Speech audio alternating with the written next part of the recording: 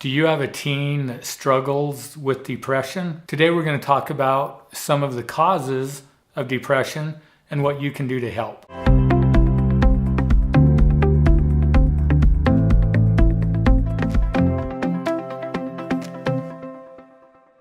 What is depression? Where does it come from, or what causes it? If you have a son or a daughter that struggles with depression, that can be a real challenge as a parent. Depression can lead to hopelessness, to feelings of lack of self-worth, and then ultimately to self-harm behaviors or to suicidal thought or ideation and attempts at suicide. And so for a lot of parents, when you have a child dealing with depression, it can be really scary. What causes depression? So we know that depression is a chemical imbalance. But what causes the chemical imbalance? Our brain releases chemicals. And here's the thing. Every thought that we think influences our brain and the chemicals that our brain releases. So with depression, it's almost like that chicken or the egg of which comes first. Is a person depressed? And then I have depressive thoughts and the depression then continues.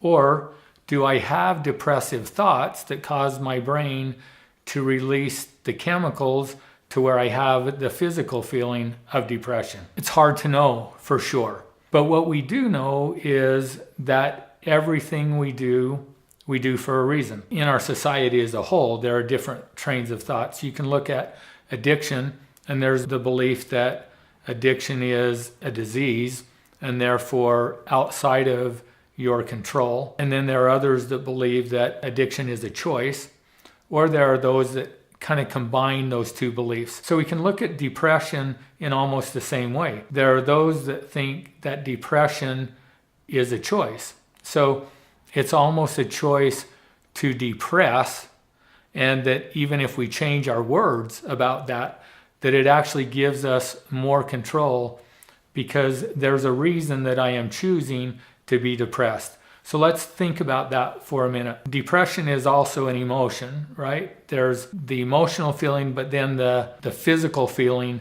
that comes with that emotion. Well, we control our thoughts, or at least our conscious thoughts. There are a lot of subconscious thoughts that pop into our brain all of the time, but we get to choose which ones we pay attention to. So if I am thinking depressive thoughts, which is affecting my brain, and it's causing my brain to release chemicals that give me the physical sensation of being tired all of the time, lacking energy, no motivation. It can also be irritation or annoyance. The question then would be, why would I choose to have those thoughts and to experience depression? So again, going back to everything we do for a reason, or we wouldn't do it. As we're born and we grow up in this life, we develop beliefs about things that oftentimes we're not really consciously choosing. So we have an experience or a situation, we think about it in a certain way that leads us to behave in a certain way, and we get a payoff or a consequence for that behavior. So let's say I have a sad or a depressive thought about that, and I behave in a certain way. So maybe I get sad, and then when I'm sad, I withdraw or I isolate. And as a result of that, my parent or my friends notice me isolating and withdrawing, and they reach out to me and try to help me feel better. At a subconscious level, that may feel good to have somebody that cares about me and is reaching out to me. And maybe that depressed feeling that I was experiencing before goes away because now I'm focused on something else and I feel better. And at a subconscious level now, I may begin to create this belief that anytime I feel depressed or I feel sad, then the way to change the way that I feel is to isolate or to withdraw. And every time I do that, then people reach out to me and that feels good. So without consciously thinking about it, I could create a subconscious belief that anytime I'm triggered and I feel that emotional state, then it becomes the automatic response to withdraw, to isolate. Now, over time, we can create patterns of behavior, and we can create kind of like a thermostat, a baseline of our thoughts about where we're at. And we can actually create a place to where our natural and emotional state is one of being depressed or one of being sad. And so when I explain this, it's not in a way of blaming a person and saying, okay, you're depressed because you're choosing to be depressed. But the intent is to recognize that it's actually something that we have control over, and we may have participated in some way of creating that depression, not in a blaming way, but in an empowering way. Because if I help create that with my thoughts, then that means if I change my thoughts, I can change that emotion. So it's possible for me to get rid of and to move past that depression. Now, here's the thing to understand though. We have to look at, okay, this YouTube channel is all about principles. And principles are laws that exist and operate and govern the world in which we live. And it doesn't matter whether we believe in those laws or principles, whether we understand them, or whether we agree with them. They operate just like the law of gravity. So one of the foundational principles, well, two of them, there's the principle of control and there's a principle of choice. And what that says is that there are only three things in life that we control.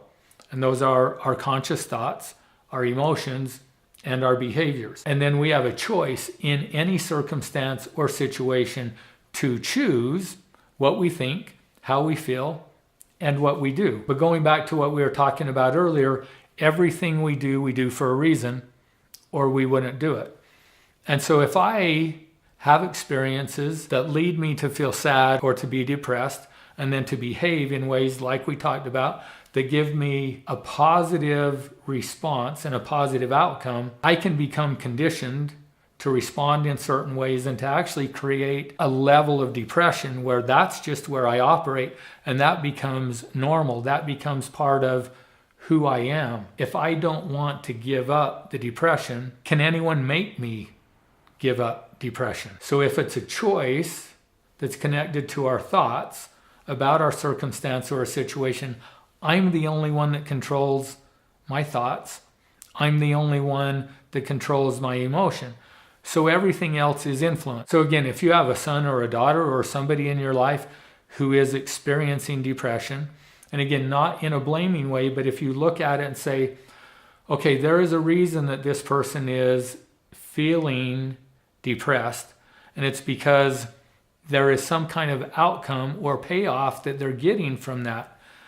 That person may not be willing to give up that depression, because potentially in giving up the depression, I'm giving up who I am.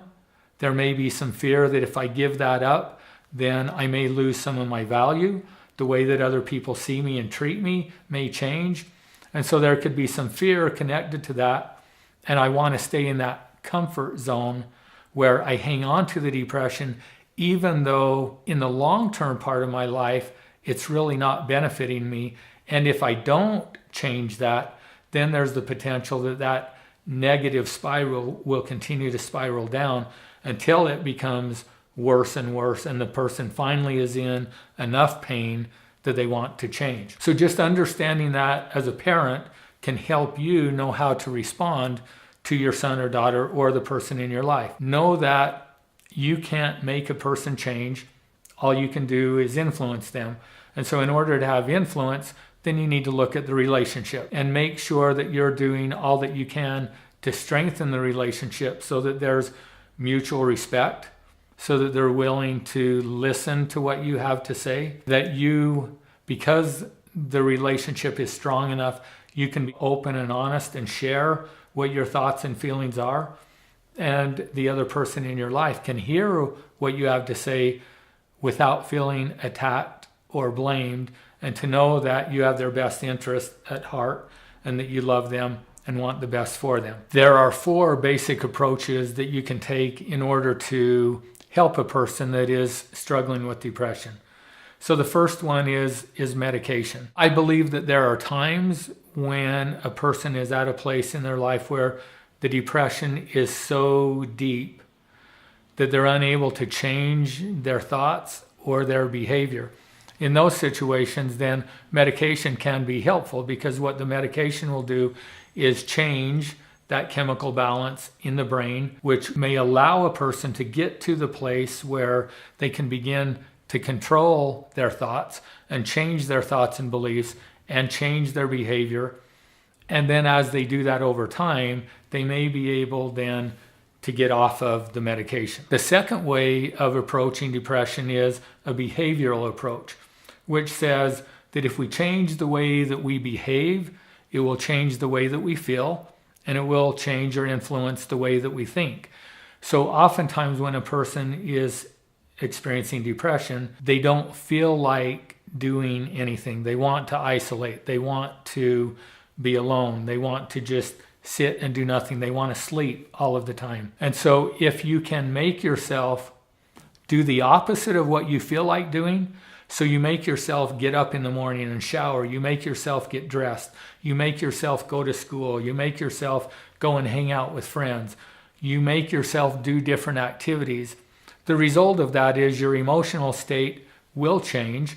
It will affect the way that you think, and the depression can lessen. The other approach is a cognitive approach. As we talked earlier in this video, that if our thoughts and beliefs create our emotions, then if I can change my thoughts and beliefs, then I can change that emotion of depression. And so I need to become aware of what are my thoughts and beliefs, what is the payoff that I'm getting from thinking this way, identify the errors in those beliefs, and be willing to let the false beliefs go, replace them with more correct working beliefs. And with depression, oftentimes it's connected with beliefs that I have about myself. So how I see myself and my beliefs in myself and my ability to do and accomplish certain things in my life. So if I can be willing to let those go, I have the ability to become aware of and change my thoughts. Then again, as I change those thoughts, the chemicals that my brain releases will change, and that feeling or that emotional state of depression will change. And then the fourth way is just a combination of those. And research has shown that that's the best approach to depression. So it's a combination of cognitive, so my thoughts, and behavior, so working on changing my behavior as well.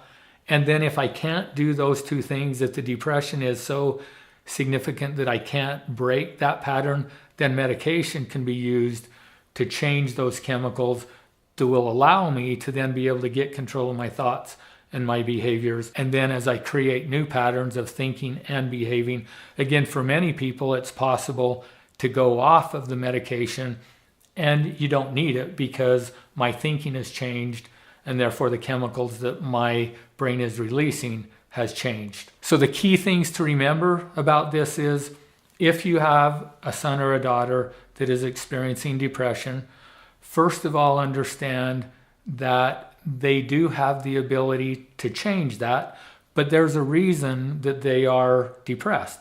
So there is something that they are getting out of that. You can't make them not be depressed. That's important to understand, because if I want to be depressed, no one can make me stop being depressed. I can choose to stay there. We may think about, but that doesn't make sense. Nobody would want to be depressed. But there are times when I may want to be depressed because it's that safety zone or that comfort zone. I'm used to this place. I'm afraid of stepping out into the unknown because I don't know what's going to happen out there. So I'm going to stay here with what I know. To help a person change that, we really need to work on our relationship with that person.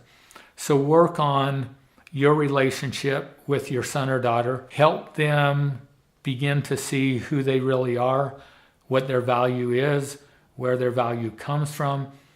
Help them get to a place where they're willing to look at their beliefs that are driving their behavior and look at their outcomes and look at the difference between the short-term outcomes that they may be receiving versus what it's doing to them long-term. And then once they get to the place that they want to make a change, then you can use those tools that we talked about to help them make that change. Thanks for watching today. I hope this has been helpful to you and giving you some ideas that you can use if you have a child struggling with depression. Make sure that you subscribe to our channel. You can visit our website at principle-based-living.com for other resources and tools that are there. And if you're watching this on LinkedIn, make sure you follow me here.